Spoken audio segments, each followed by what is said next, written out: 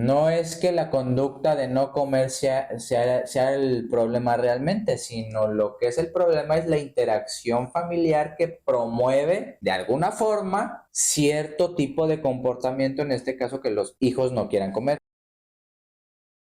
Bienvenidos a otro episodio de este proyecto de Centro Psicológico Generosidad. Hoy vamos a estar compartiéndoles un tema que ha sido muy recurrente en nuestra labor como psicólogos. Últimamente nos hemos encontrado con jóvenes que desarrollan una conducta, un comportamiento, dejar de comer o no comer simplemente. Y pues esa problemática nos llega a través de los ojos de los padres de familia. Están preocupados porque sus hijos no comen o no quieren comer simplemente y no saben por qué se comportan de esa manera sus hijos. Les vamos a plantear algunas perspectivas o algunos enfoques, dejarles claro el panorama de lo que ocurre alrededor del comportamiento o de la conducta, que en este caso es el no querer comer. Uno de los planteamientos importantes que nos hemos dedicado a estudiar es que muchas veces cualquier tipo de conducta se mantiene no tanto por el hecho de hacerla, sino por las consecuencias que tienen a partir de una conducta dada. Es decir, probablemente sus hijos hayan elegido no comer, no porque no quieran comer precisamente, sino por lo que logran a partir de desarrollar o elegir no comer.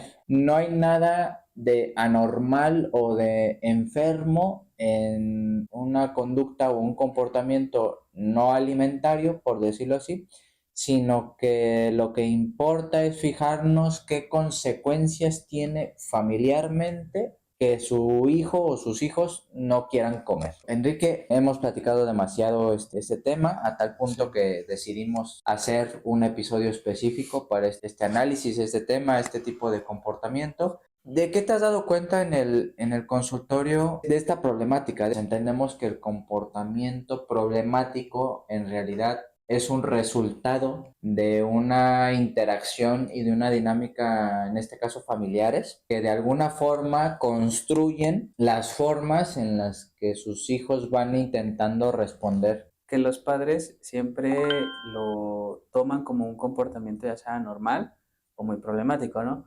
Efectivamente sí tiene bastantes características de ser algo problemático porque no nada más es el comportamiento de no querer comer, sino también se une con aislamiento, se une también con formas de interacción bastante explosivas, un poco pasivas, prácticamente puede desencadenar muchos otros comportamientos, ¿no? A partir desde esa que es el no querer comer, también sería muy importante por lo menos ver cómo este comportamiento de no comer siempre tiene un objetivo o tiene una intención, ¿no? Tú le decías entre, bueno, tal vez son formas de responder interaccionalmente hacia los padres y hacia otras personas, pero al fin y al cabo para ellos tienen esta intención de querer lograr algo. Ahí ya es muy variable, porque tal vez pueden ser Exacto. por problemáticas en casa que están siendo bastante influyentes. Este querer lograr algo con esta conducta surge a partir de la dinámica familiar diaria. Cuando nuestro hijo no come o no quiere comer, es porque ellos ya se dieron cuenta que ustedes reaccionan o interactúan con él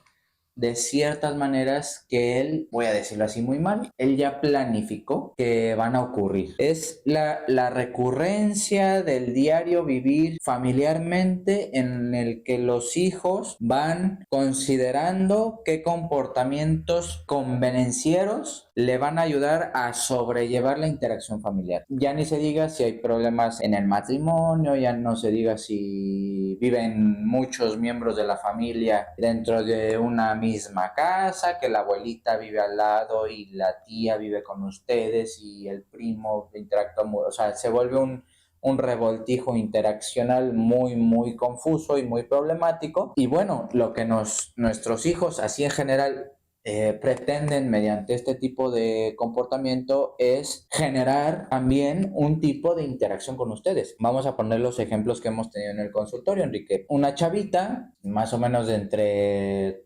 13, 14, 15 años, tenía este problema de que no quería comer, pero empezando a rastrear las dinámicas familiares, las interacciones familiares, nos dimos cuenta que el comportamiento de no querer comer tenía mucho que ver con la insistencia de la mamá en que ella quería que comiera, y esto es absolutamente normal y lógico, pero lo que se estaba reforzando ahí es que a través de esta interacción, de la insistencia y el enojo de la niña, era como la mamá se acercaba a ella. Abonando o sumando a esto, la niña era muy buena en la escuela, entonces se empezó a dar cuenta que a través de las calificaciones, que a través de ir bien a la escuela, de ser una buena alumna, obtenía ciertos reforzadores, ciertos premios, un celular, unos audífonos, una computadora, lo que ella quisiera, y a través de la conducta de no comer, pues reforzaba eso. Entonces, cuando ella quería manipular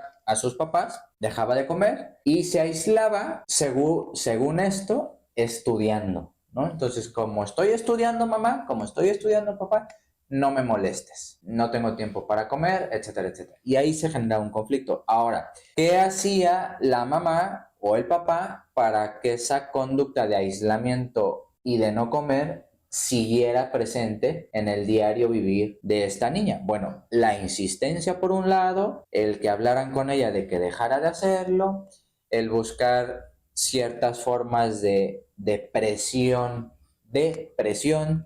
hacia cierto tipo de cambio conductual. La chavita lo que quería es atención de sus padres, pero no sabía cómo decirles que quería una atención diferente de la que le venían presentando año con año. Ahorita que mencionas lo de el año con año, a los 10, 9 años, los padres empezaron a practicar este tipo de interacción con base a un tipo de incentivo, pero con distinta situación, ¿no? Claro. O sea, me refiero a que tal vez si la niña tenía que estudiar, tenía que tender su cama, levantar su ropa, levantar sus juguetes, es de sí lo vas a hacer, pero a cambio de, o sea, a cambio de algo. Si no sucedía, tal vez un comportamiento, ya en ese tiempo tal vez ni siquiera sea el no comer, sino sea el llorar, el gritar, un comportamiento que podría ser funcional para la niña, es decir, sé que si me comporto de esta manera, mis padres terminarán entregándome algo, ¿no? Ándale. Eso puede transcurrir después de otros 2, 3 años, a los 15, 16 años, puede suceder lo mismo a cambio de algo, de un objeto, de un incentivo. Yo voy a desplegar este comportamiento porque sé que mis padres durante cierto tiempo lo estuvieron realizando y es a lo que tú mencionabas hace rato. Una interacción que día tras día se va creando, se va reforzando. Si lo vemos desde ambas partes, como de los padres, de decir, yo he llevado este tipo de educación nada más con mi hija, con mi hijo, mis papás, mis hermanos, lo han llevado a cabo igual, posiblemente pudo haber sido efectiva, ¿no? Pero no para todos va a ser lo mismo. Exacto. Es muy, muy curioso cómo los padres mantienen estas ideas de qué va a ser lo correcto o lo incorrecto.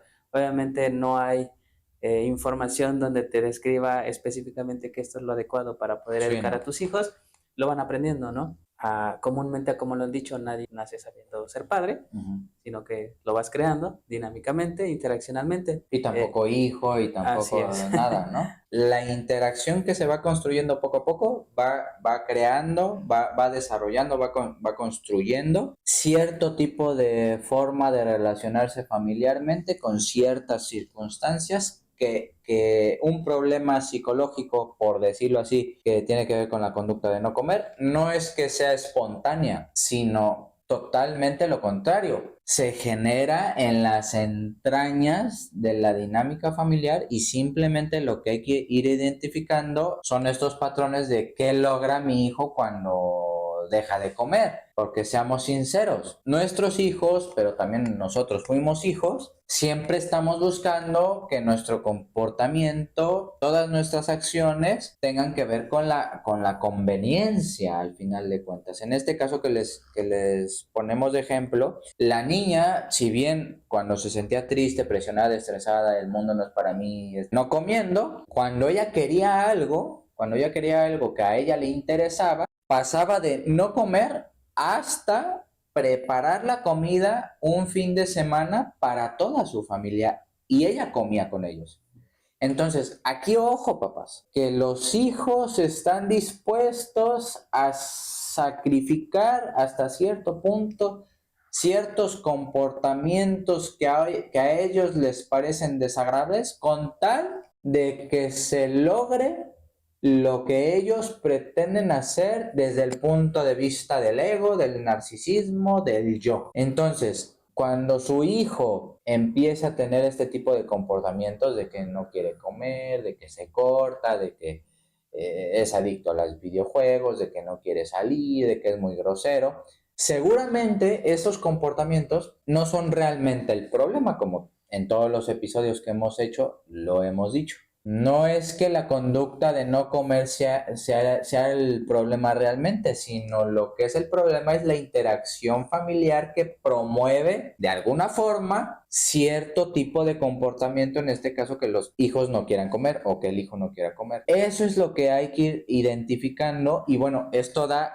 para un análisis posterior en el que cómo a través de la interacción de la conducta de no comer como hijo y la relación que tiene mi hijo conmigo como mamá o conmigo como papá, se generan ciertos equilibrios de poder. El hijo que no quiere comer, en ciertas situaciones tiene el control sobre sus padres, pero casi de forma simultánea o digamos intermitente, los padres saben que tienen el control sobre sus hijos. Se da este tipo de intercambio de poder para que se promueva cierto tipo de interacción familiar. Eso también es bien interesante y yo creo que ahí radica el problema. Mi hijo ya aprendió a comportarse así porque obtiene cierto control sobre sus papás, pero los papás en otras situaciones controlan a su hijo, calificaciones, horarios de llegada, permisos, la misma comida, tener acceso a cierto celular, pero el hijo encuentra en cierto comportamiento un espacio de poder que hace que se estén intercambiando los roles, aunque sean por microminutos de esa interacción. Entonces, cuando a los papás les enseñamos, porque aquí es prácticamente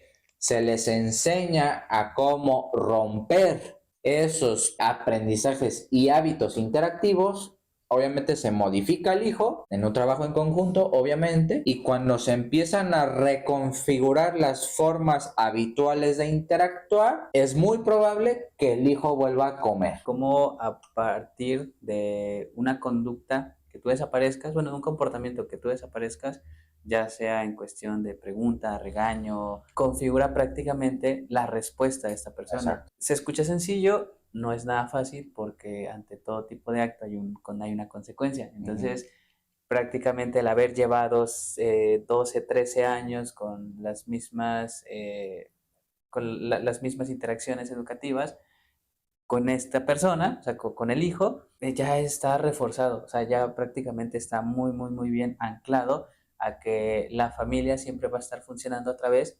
de esa dinámica. De esas maneras. Exactamente, de esas maneras. También se tiene que ser como que muy estratégico, como tú le decías hace rato, muy estratégico para poder encontrar los momentos adecuados, de decir, sabes qué, hijo, ya no te voy a estar diciendo, come, no hagas esto, no hagas aquello, porque sabemos que de algún modo la respuesta del hijo no sabemos cómo puede tornar, si muy explosiva, agresiva, pasiva, no haga caso, siga con lo mismo, lo oculten. Hay algo que en nuestro proyecto y siguiendo y respetando nuestro enfoque de cómo entender la psicología, es algo que aplicamos todo el tiempo. Las personas, en este caso los padres de familia, al ser entrevistados cada semana, llegamos a la conclusión de que tienen que identificar que han estado haciendo lo mismo durante muchos años y que precisamente ese hacer lo mismo todo el tiempo sigue aceitando el problema